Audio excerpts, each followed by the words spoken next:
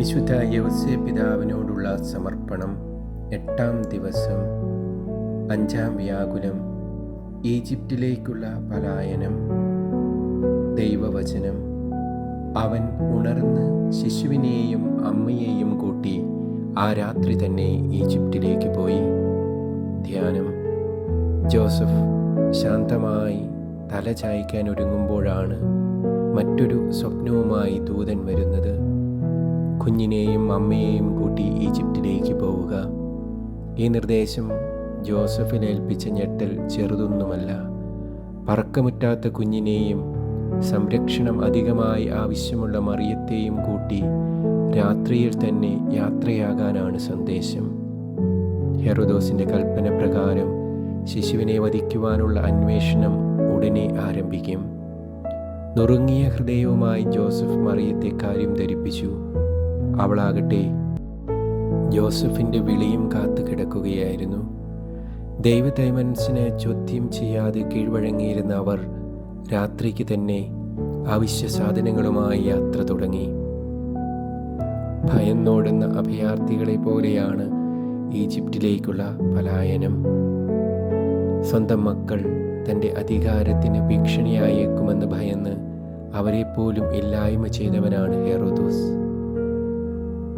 ഇസ്രയേലിനെ ഭരിക്കാനുള്ളവൻ ജനിച്ചിരിക്കുന്നു എന്ന വാർത്തയിൽ അയാൾ വിരളി പിടിച്ചിരിക്കുകയാണ്. സ്വദേശത്തെയും പ്രിയപ്പെട്ടവരെയും വിട്ട് പ്രാണരക്ഷാർത്ഥം ഓടുകയാണ് തിരുക്കുടുംബം. ഓ പ്രിയ യൗസേപ്പേ, നീ അന്ന് എന്തായിരിക്കും ചിന്തിച്ചിരിക്കുക? നസ്രത്തിൽ മടങ്ങിയെത്തി കുഞ്ഞിനായി കരുതി വെച്ച പിള്ളത്തൊട്ടിൽ പോലും ഉണ്ണിക്ക് നൽകാൻ നിനക്കായില്ലല്ലോ. ശൈശവദശയിൽ ഇത്ര സഹനമെങ്കിൽ എൻ്റെ മകന് ഇനിയുള്ള നാളുകളിൽ എത്രയെത്ര വേദനയിലൂടെ കടന്നു പോകേണ്ടി വന്നേക്കും. മാനവകുലത്തെ രക്ഷിക്കാൻ വന്നവൻ വാൾമുനയിൽ നിന്നും രക്ഷപ്പെടാൻ ജോസഫിൻ്റെ മാറിൽ പറ്റിപ്പിടിച്ചിരിക്കുകയാണ്. കുഞ്ഞിൻ്റെ കരച്ചിൽ പുറത്ത് കേൾക്കാതിരിക്കാൻ വാപൊത്തുന്നുമുണ്ട്. ആഴ്ചകൾ നീളുന്ന യാത്രയാണിത്. പരിചിതരുടെ ഇടയിൽ നിന്നും തീർത്തും അപരിചിതരുടെ ഇടയിലേക്കുള്ള യാത്ര. ദൈവസാന്നിധ്യത്തിൻ്റെ അടയാളമായ ജെറൂസലേം വിട്ട് അടിമത്തത്തിൻ്റെയും വിഗ്രഹാരാധനയും ഈറ്റില്ലമായ ഈജിപ്തിലേക്കുള്ള യാത്ര. തണുപ്പും വിശപ്പും ദാഹവും ഒരുപോലെ അവരെ വേട്ടയാടിയിരുന്നു.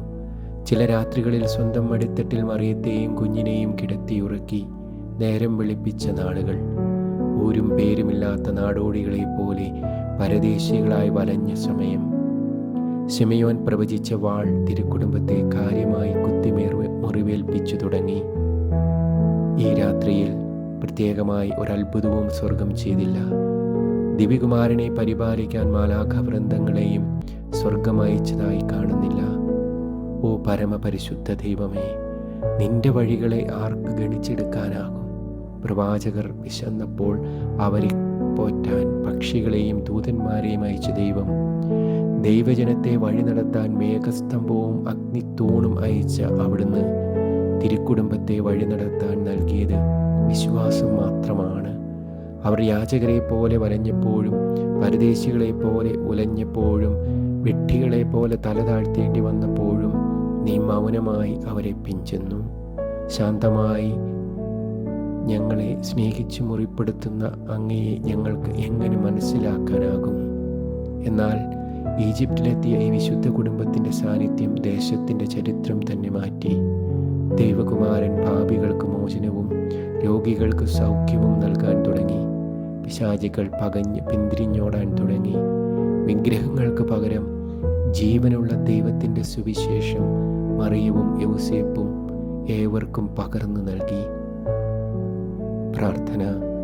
ഈ ലോക ജീവിതം പരദേശവാസമാണെന്നും ഞങ്ങളുടെ യഥാർത്ഥ ഭവനം സ്വർഗഗേഹമാണെന്നുമുള്ള സത്യം വിശുദ്ധ യൗസേപ്പേ എല്ലായ്പ്പോഴും ഞങ്ങൾക്ക് ഓർമ്മപ്പെടുത്തി തരണമേ. ആമേൻ.